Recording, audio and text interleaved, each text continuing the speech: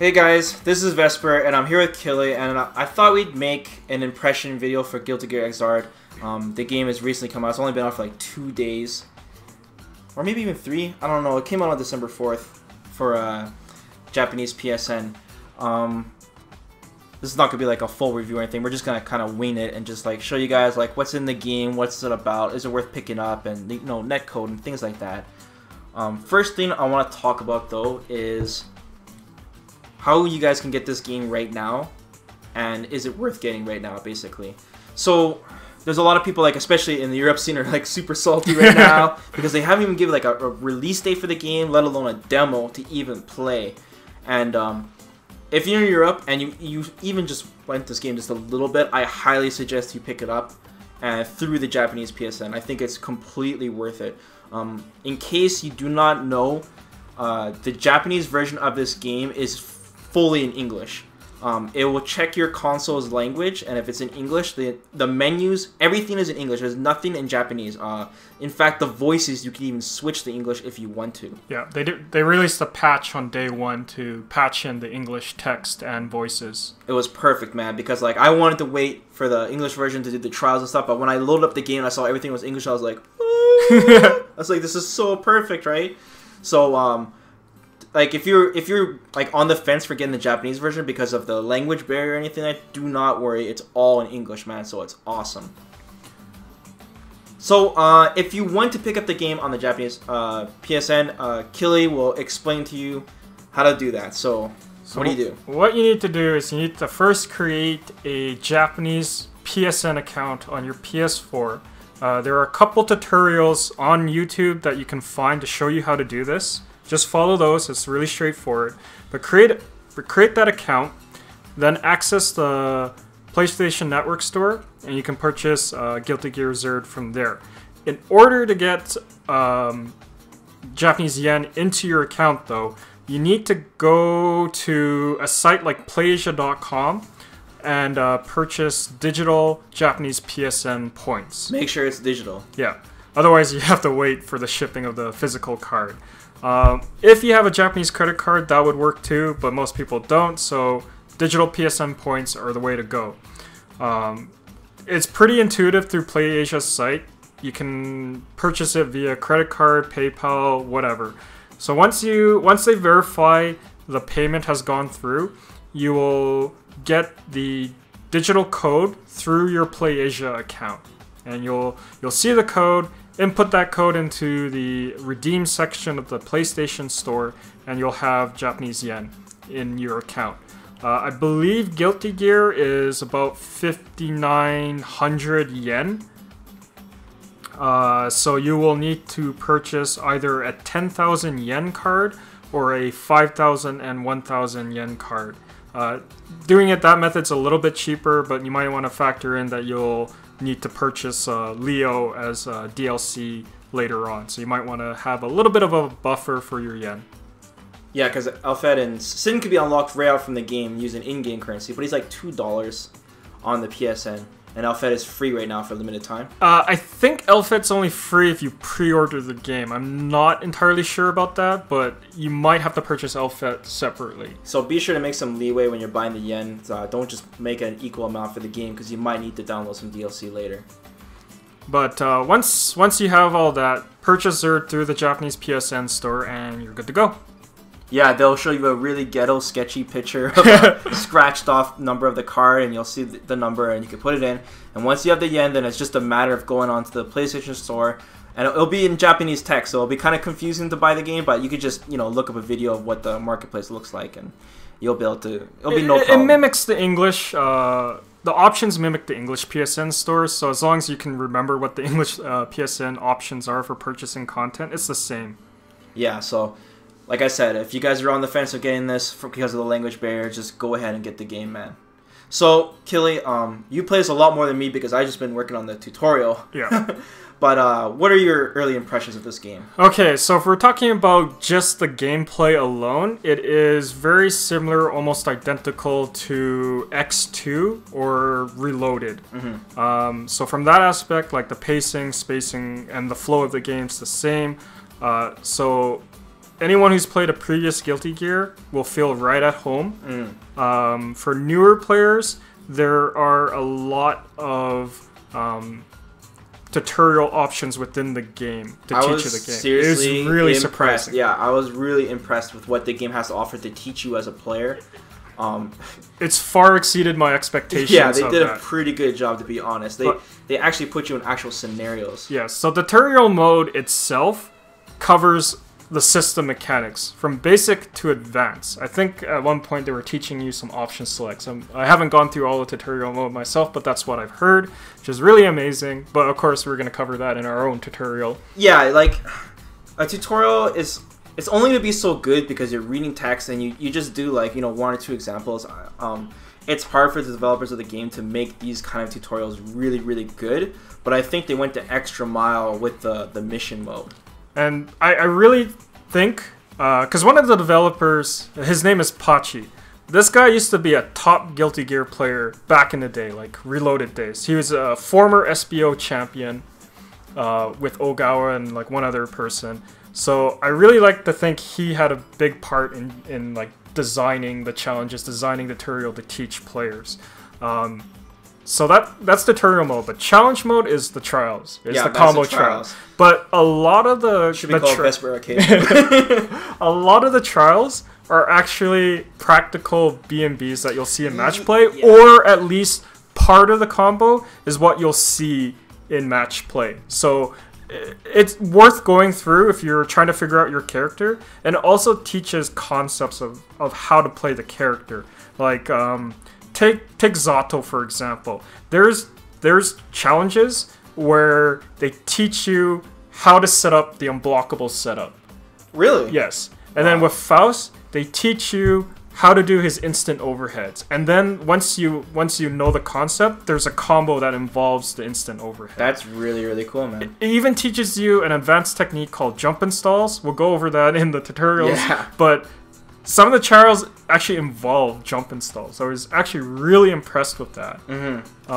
Mission mode, if I go through the actual missions here, the most impressive part is this. Fighting every character in the game. Every single character to go over your matchups. And like some of these counter strats I've seen it in match play. So let's take Bedman for example. I was really impressed when I saw this.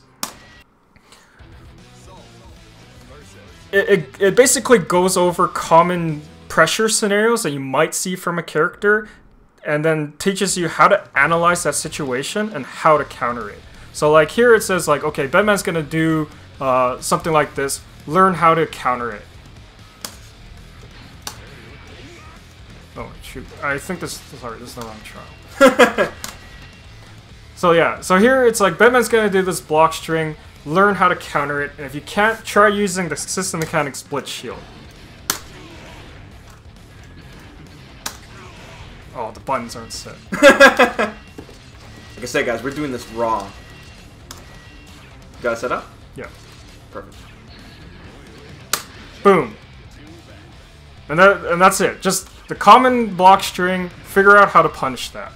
I think that's like amazing, man, because like putting it in the actual scenario is really, really cool. And the fact that they have it against every single character, man, like even though it's just a sample, like two trials per character. Even the DLC characters are now in there too. So like everything's been well thought out, and it's really impressive. So while it only shows you one scenario, it teaches you the concept of analyzing how your opponent plays, finding a counter, an appropriate counter for it. Really impressive stuff. And then training mode is just training mode. But like all of these tools put together, a beginner player can actually dive into these practice options and learn the game at an advanced level. Yeah, and that's what you want, man. So you don't have to scour on like YouTube videos and stuff and just, you know. You don't have to scour for specific forum boards, trying to figure it out, trying to get associated with the community, all that stuff. While that would help you advance further on, but like as a beginner, you have these tools.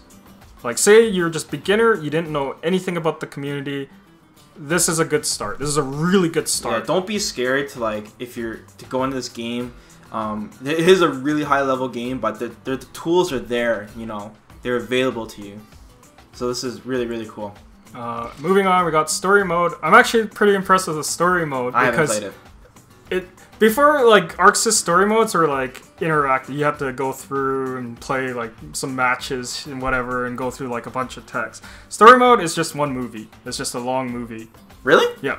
Like it's Metal Gear? Yeah, basically. Oh. So no actual interaction in terms of like you have to play a match in between or whatever. It's just one cutscene or like multiple cutscenes. Wait, what? Are you serious? Yeah. That's messed up, man. So I'm pretty hyped for it. I haven't gone through it myself, but I'm pretty hyped for it because I've followed the Guilty Gear storyline since the beginning. So I'm really I always thought Guilty Gear had a really strong storyline to begin with for a fighting game, anyways. Story fighting game doesn't compute. But they've gone so far. Even that GG2 on Xbox 360. Speaking of which, this game's storyline takes place right after Guilty Gear 2, that old action RTS game on Xbox 360. So. That's a good leeway into that. So really looking forward to actually just going through the story cutscene later on. So wait, if you don't know anything about the Guilty Gear story, you can start here? Like... No. What you can do, which is another good option, is in the database option, there is a library that has all the terminology of the... which you haven't unlocked at all. I swear I didn't segue that on purpose, guys. I swear I didn't. But this actually, like, this gets filled in as you go through the game. So... unfortunately, you don't have anything unlocked, but this would have characters, like all the characters from past Guilty Gears too. So like I've seen like entries for Abba, Jam, Johnny, all that stuff. They're all there, gives them backstory, all that stuff. It has all of the like terminology that the game uses to explain their storyline, like all the various little groups and stuff like that. So like very comprehensive breakdown if you have no idea about the storyline of Guilty Gear. Cool. What else do we have? The gallery mode, basically, character artwork, movies, like the cutscenes, stuff like that. The soundtrack, what's actually interesting is you can unlock the old songs from like Guilty Gear 2. Oh, that's sweet, man. X2, all that stuff. Yeah. And then you can set that in like online mode as default song selection and stuff like that. So that's really cool. All this is in-game currency. So you earn that just by playing, doing trials, stuff like that. And then Sin, this is how you unlock Sin. You can unlock them through here, or you can purchase them via DLC. Yeah, I think it's like 200,000 gold or something. 2,500 yen or something like that. But yeah, there's that. Your replays, you can rewatch your replays here. This is your R code, just used for online mode. And I like this feature is that it actually takes this link feature or link option takes you right to the game's official website for new news. Even when you start the game up, at the very bottom you see all the news, so it gives you like all the latest information. So right now there's like this glitch they have with online mode with different language sets, but they notify you. I mean, the fact that they notify you that they're working on a patch, like little things like that is really important. That was up the second I got the game too. Yeah, like so the second. It's really important that they continue to do things like that, to be involved with the player base, to show them that like, yes, we're aware of these glitches, we're working on it. So, in terms of the online mode, is there anything else you want to talk about besides online before we get into that? Let's see. This is really confusing. This online mode, man. You get to explain this to me. I have no idea. So, not really battle, arcade versus... Oh, medal of... something, I forget what this is, what the acronym stands for, but that's like kind of creating your custom character from there. I haven't played around with this too much, so I'm not fully aware of what that involves. But that's pretty much it. Okay. Let's head straight into the network. Diving into the lobby system, it's not intuitive. It's similar to how BlazBlue and Persona 4 did their lobby system. You can't just create a player match, like a player lobby match. You have to kind of go through the system here. But so how it goes is when you start online mode, it prompts you to select the character you want to use for rank matches and player matches. So that means like the minute you start a rank match or a player match, it just dives into the match because you have your character preset. So you don't have to go through like character select screen. But if you want to change your character, you can do it in between. Yeah, it's really intuitive. So once you get past that, you get this system where it's just like pick your country, and then from there they have sub areas that you can choose for that country or for that region. So if we go through like Tokyo, here is like the actual I wouldn't say lobbies per se, but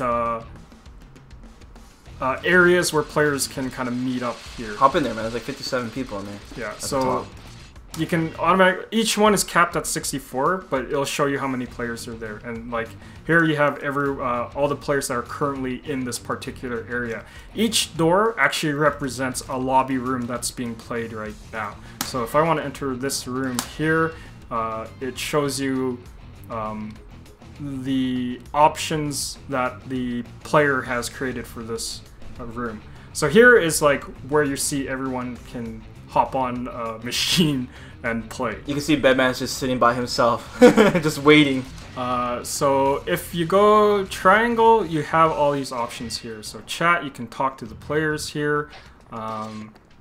Confirmation, regulation, these are the options that the host has created for his lobby. So like the room type, how winner stays or loser stays or whatever like that. He can decide that. How many rounds per game, round time, voice chat, whether that's allowed.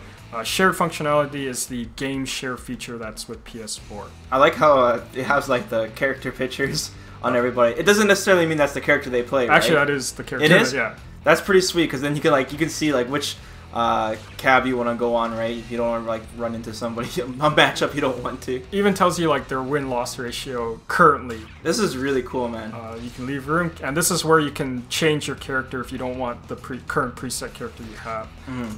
Turning the guide, notifications, even changing your buttons prior. And then from there, if you want to wait, you can go wait for turn. Like you can select these empty spots here. Put your coin up on the machine. So or you can like sit down and play this available seat, or you can kind of hop on here. Either wait for your turn or just spectate. During spectating, you can actually, or like while you're watching or waiting for your match and you're watching the players play, you can actually like write messages that'll be displayed on the screen. Like Nico? Yeah. That's pretty cool, man. Which is kind of hilarious. And the more impressive part is that it shows you the amount of delay in the connection measured in frames. You can't see it when you're spectating, but it's only for the player when you're actually playing in a match. And it's off to like top left, top right. Yeah, it's not distracting you. It's not distracting. It's not intrusive at all. But it's there. It's a nice feature to show how much delay that's happening, and it's real time, so it measures it throughout the match. Yeah, so you can't like blame lag, or people will actually know how much you're actually lagging. And it's cool too, because if you play against the same guy every day, let's say you have 5 to 6 frame delay in your matches constantly, if you go into training mode, you can set that so it has a 5-6 frame delay, and you can practice accordingly, you know, for whoever you play against. It's really cool, man. I really like it. Yeah, and then like going back to here, you can talk with the people here. There's like a chat feature. Oops.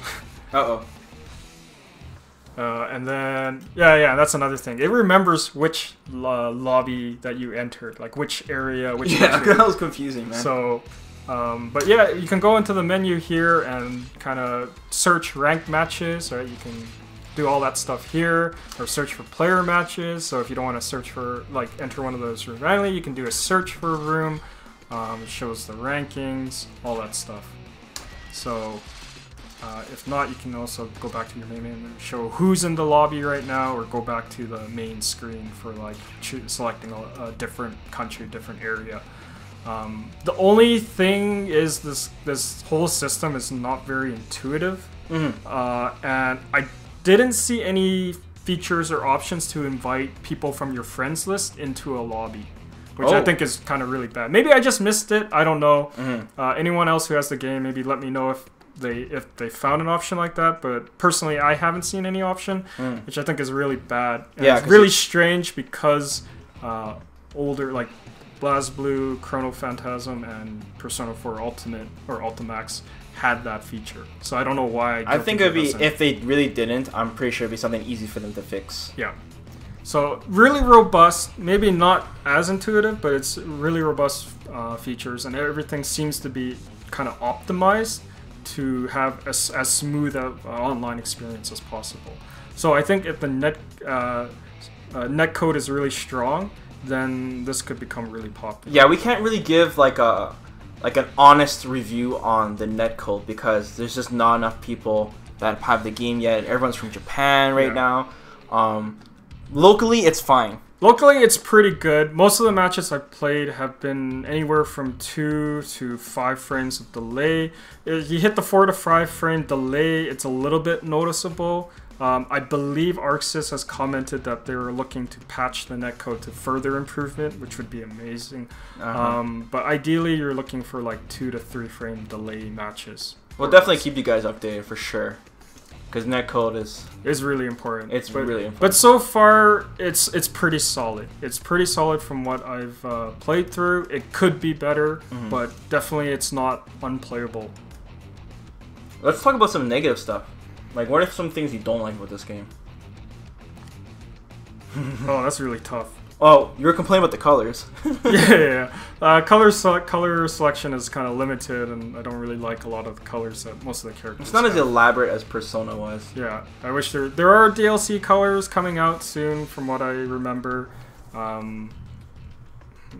don't know, like, this game has really exceeded my expectations. Really? So I'm actually really happy. There's a lot of people complaining about not enough characters, especially the returning cast. Yeah, but they have to understand, like, ArcSys had a limited budget going into this game. Like, they hadn't made a Guilty Gear in so long. Like, Accent Core plus R is just a slight, like, balance update to Accent Core and some, like, minor tweaks here and there.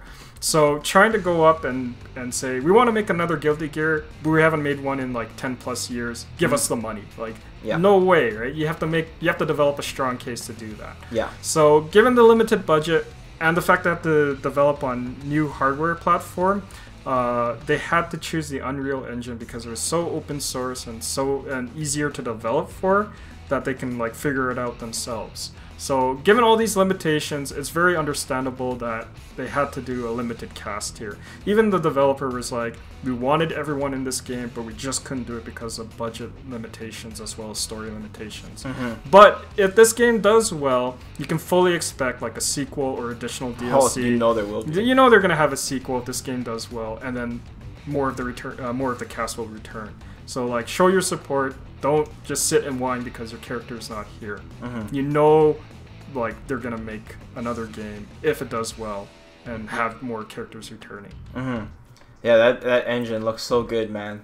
I love what they did with that. I hope other fighting games follow suit, man. It looks so good. Like, the game in 1080p, 60 frames per second, it just looks gorgeous. Also for the PlayStation 3 version of the game, you can set it so it is also 60 frames, but I have this, I think you can lower the detail in the background of the stage, and that's what keeps it at 60 frames. There's like, lower the details, lower the amount of flash effects, stuff like that, and it will optimize for performance. But I think there's a comparison video of like the two different options on the PS3 version, and there's not a whole lot of difference in terms of frame rate. Like, it still manages to run at a smooth 60 frames per second with minimal frame drop. Yeah, keep in mind too that like if you have a PlayStation 3, you can play against people who have the PS4 version. It's cross-play, so that's really sweet. Most of the people I've played against online were PS3 users. Oh yeah, it tells you too if they're on the PlayStation 3, so you will know. So that's pretty good. So really robust online, and just really well done. You know they spent a lot of time on the console release to really polish it. Anything else you want to talk about? Is there... you can't use the PlayStation 3 stick on this, right? No. On the PS4 version? No. Keep that in mind, guys. You can still get the PS3 version and then use your stick that way, but you're going to need a PS4 stick for this. Yeah, Mad Catz had just released their PS4 stick. I think Hori has one as well. Otherwise, you'd have to find somebody who can do a dual mod or something like that, or modify your PS3 Xbox stick to work with a PS4. You think this game's playable on PS4 pad? Yeah, man. Anime fighters tend, like, some aspects are actually a lot easier on pad. Like instant air dashing, for example, is a lot easier on pad. So I think it's playable on pad, but like, transitioning the stick, it's really hard to go back to pad. Yeah, I've been just playing on pad recently, just 'cause I've been going through all the cutscenes and stuff and going through all the menus. But I'll be playing on stick pretty soon when I do the trials. Anything else? Not really. I guess basically to summarize, get this game if you guys are even interested in it, man, because it is awesome. It's really good. Gameplay's amazing, so robust, very polished. Like, there's just no reason not to get this game unless you just don't like it. If you don't like the game, then you don't like the game. But if you're a fan of the franchise or even a fan of fighting games and you like how it is, just there's no reason not to get it. So if you guys have any questions about the game, like I said, this is just an early impression. We just wanted to make a video just to show you guys what's going on. Don't feel free to ask in the comments. I'll be sure to answer you guys. And yeah, take it easy, guys.